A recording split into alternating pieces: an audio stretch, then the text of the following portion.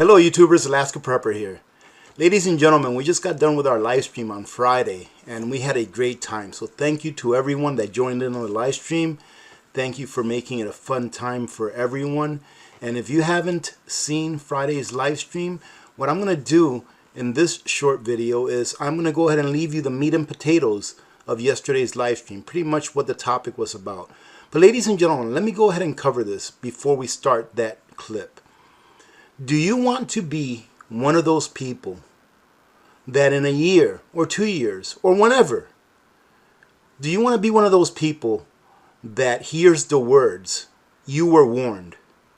You were warned. So now, since you failed to prepare, you will have to suffer because you were warned. You were given the information that you needed in order to successfully prepare so that you and your family can go on living the same standard of living that you're living now during hard times. You were warned. So why didn't you take the time to prepare when times were good? Compared to what is coming, ladies and gentlemen, much higher food prices, much higher gas prices. Gas prices have almost doubled, if not more than doubled in the last year. All right? Earning less for your hours. You may be earning more dollars for your hours, but you're earning less purchasing power. You have been warned. So do you want to take heed to the warning and at the very minimum, take a look at what's going around and decide, you know what, maybe this makes a little bit of sense. Maybe I ought to get a little bit of insurance. Don't be one of those people that hears the words, "You were warned." Are you a believer now? Are you a believer that the government is not going to be there for you? I haven't talked about this in any of my videos because usually when a large event happens, either in our country or around the world, it's all over YouTube and all over the media. So I like to take a few days to digest what's going on. But listen, ladies and gentlemen, we have 10,000 to 30,000 people. I've heard numbers from as much as 10,000 to 30,000 people that are American citizens that are still stuck overseas in the country of Afghanistan, and they are working on getting them out. Are you a believer that government is not going to be there to save your hind end when you really need it? How much priority are they putting in getting these people out? And not only that, ladies and gentlemen, I went back to thinking when I started seeing some of those reports. I went back to thinking when I was in Afghanistan. I was there a couple of times. And I went back to thinking of the interpreters that we used to hire in order to interpret for us. How many of those are out there? Ladies and gentlemen, let me tell you one thing right now. All of those interpreters, and I'm sure that there are other jobs that have been filled, like for intelligence and stuff like that, but all of those interpreters that are in Afghanistan that got left behind, that were helping us during the time that we occupied that space, those people have a very bleak future. They are either going to be on the run for the rest of their lives if they stay in Afghanistan, or they're going to have to leave their home country if they want to stay alive. Not only them, but their families as well. Those people have been forsaken. But let's go ahead and put them aside. What about the people that are still there that are American citizens, that went there to fight for a cause because the country said, "We need you"? And now some of them are still stuck there trying their best to get out of there and not get caught up in what's going on over there. Now let's shift over to here. Do you really think that the government's going to be there for you when you really need them? On a personal basis, has the government ever been there for you when you really needed them? And if anyone says yes, then ask yourself at what capacity and what does government produce to actually be able to help you? Ladies and gentlemen, it is our responsibility and our responsibility alone to make sure that we are prepared for anything that may come down the line. And I'll tell you what, we're going to need our preps. You know, I always say this because I feel it. I always hope that whenever I'm putting out this message, that there are people that are watching that have never visited this channel before in hopes that they can wake up to the fact that they need to be prepared and that we will need to use our preps. It's not a hobby, ladies and gentlemen. It is a necessity. Preparedness and prepping for what's coming is not a hobby. It is a necessity that we must take seriously. Now, you can prep however you want, ladies and gentlemen. Get whatever it is that you use on an everyday basis. Make sure that you have a lot of it. Anyone that wants to say you're a hoarder, ask yourself. If someone says that you're a hoarder, ask yourself one thing. If things go south, is that person going to feed me? If things go bad, is that person going to make sure that I have the things that I need in order to sustain a somewhat normal standard of living? And if the answer is no, then why are you listening to them? Why do you care what they have to say? What it comes down to is this. Do you have insurance of any type? And if you do, why? And if you don't have food insurance, if you don't have fuel insurance, if you don't have water insurance, if you don't have medical insurance as far as creating your own little medical infrastructure, knowing that you can stop the bleeding, knowing that you can actually have something that you can take that will make you better in case you have some kind of infection, knowing that you can put a Band-Aid on a cut and clean a cut. If you don't have those types of insurance, why not? If you have house insurance, if you have car insurance, if you have insurance for your boomsticks, there's policies out there for insurance for your boomsticks. Why do you not have food insurance? Why do you not have water insurance when those are so easy to get? And believe it or not, they're still easy to get. They're a little costlier. I remember, whenever I say I remember, ladies and gentlemen, I'm not patting myself on the back. I'm just bringing up a point. I remember at least a year or two ago, and I've been saying this, I've been giving this message constantly, saying that we still have time to prep. The only thing is that it's going to get more expensive as time goes on. Well, has it gotten more expensive as time goes on? Yes, it has. Are you listening? Are you out there listening? Are you looking at the prices? Have they gotten cheaper or more expensive than 2 years ago? I would say that they've gotten more expensive across the board. So why haven't you started preparing, if at the very minimum, to save money? If you know that a can of Spam, and I'm using Spam because I love Spam, if you know that a can of Spam will last 5 years and you eat Spam, why don't you have a year's supply of Spam? A year's supply of Spam is not much. What? You eat a couple, unless you're Hawaiian, you maybe only eat a couple of cans of Spam a month. If you're Hawaiian, a couple a day. Why haven't you stocked up a year of Spam or rice or beans? What are you waiting for? Are you waiting to be proven wrong just so that you can hope that you'll be proven right? And I love to say this. Can you afford, or let me state it this way, you can definitely afford for me to be wrong. You can afford for me to be wrong when I say that you're going to need your preps. You're going to need them. But can you really afford for me to be right and not have any preps that you can use when you do need them?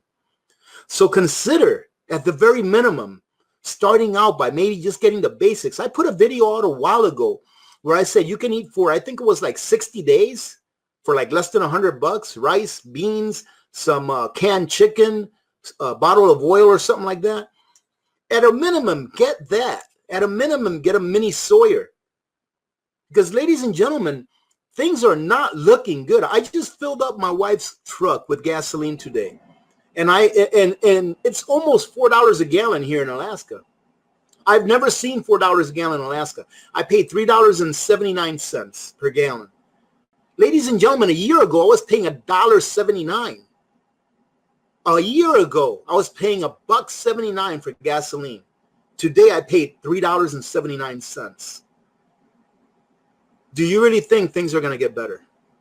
And if you do, and you don't prepare, what are you going to do if things don't get better and they just get worse? And ladies and gentlemen, the way it'll work is this. It'll eventually get worse little by little. But it's called an S-curve, right? For those of you who don't know, it's called an S-curve. It'll eventually get worse little by little. All right, here's the flat side. We're starting to get up to that S-curve where it goes straight up. And then eventually, it'll just get worse really, really quick, and you won't have time to react. So why aren't you prepping?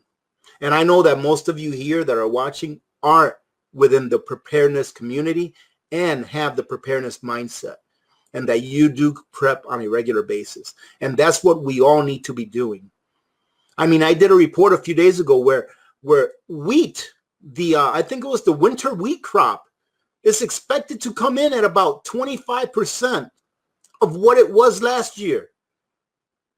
The gentleman that was talking, and this is in a region, I'm not sure if it's all over the U.S., but this is in a certain region that grows a lot of winter wheat.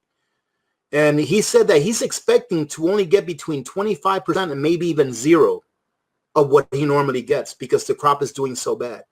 Ladies and gentlemen, wheat is used in almost everything that we consume, almost everything.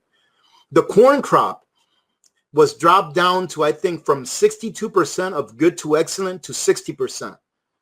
The soybean crop, which a lot of people don't like soybeans, but believe it or not, it's in a lot of the foods that people eat out there.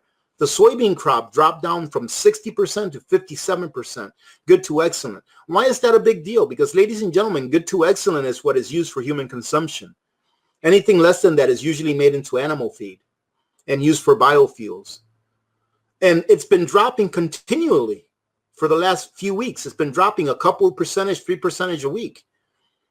What's going to happen when we actually have a food scarcity issue? We have a food shortage right now. But what I mean about food shortage is that a lot of people can't afford to eat.